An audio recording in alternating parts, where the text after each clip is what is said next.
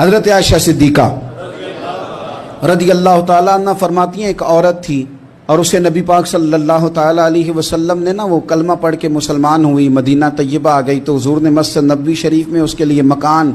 ایک سادہ سا کمرہ ساتھ مسجد کے بنوا دیا، وہیں رہنے لگی۔ اکثر وہ سیدہ طیبہ کے پاس آتی تو حضرت عائشہ صدیقہ رضی اللہ تعالیٰ عنہ فرماتی ہیں وہ بڑی باتیں سناتی اور آخر میں کہتی وہ ہار والا دن بھی بڑا عجیب دن تھا اور میرے رب کی قدرتوں کا دن تھا، وہ بھی بڑا عجیب دن تھا۔ سیدہ عائشہ صدیقہ رضی اللہ تعالیٰ عنہ ایک دن فرمانے لگی کہ تو ہار والے دن کا بڑا ذکر کرتی ہے، وہ کیا دن تھا؟ تو خاتون کہنے لگی اماں جی وہ دن تھا جب میرے رب پر بھروسہ اور مضبوط ہو گیا، جس دن میرا اپنے رب پر توکل اور بڑھا، میرے ایمان میں یقین میں اور پختگی آئی۔ کہنے لگی میں ایک گھر کی کنیز تھی، نوکرانی تھی، اس گھر میں ایک بچی تھی جس کے پاس سونے چاندی ہیرے جواہرات کا ہار تھا۔ اس زمانے میں چمڑے کے اوپر لوگ ہیرے جواہرات لگاتے تھے،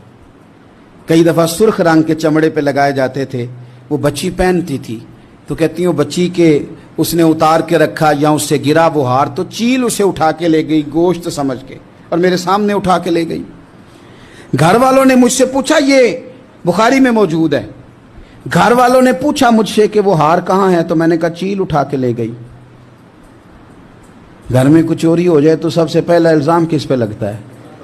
ملازمین پہ۔ کہتے انہوں نے مجھے بڑا مارا، بڑی تکلیف تھی، حتیٰ کہ میری شرمگاہ تک کی تلاشی لی، میری عزت اتنی خراب کی میں بتا نہیں سکتی۔ وہ خاتون عرض کرتی ہے سیدہ عائشہ کی خدمت میں کہ مجھے بڑا مارا، مجھے تکلیف دی، میں کہہ رہی تھی کہ میرے سامنے چیل لے گئی ہے پر وہ نہیں مان رہے تھے، اماں جی انہوں نے مجھے بڑا مارا۔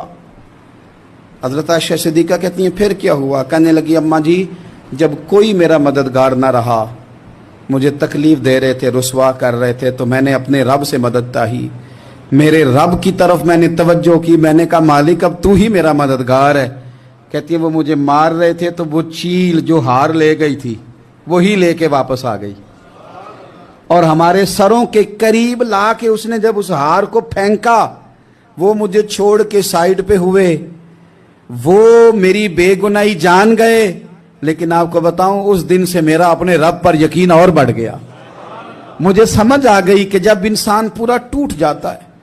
اور جب کوئی چاروں جانب اس کا مددگار نہیں ہوتا تو رب تو ہوتا ہے نا، اللہ تو اس کا مددگار ہوتا ہے نا، وہ تو پھر اپنے اس بندے کی مدد کرتا ہے نا، پھر وہ تو توانائی دیتا ہے نا، وہ تنہا نہیں چھوڑتا۔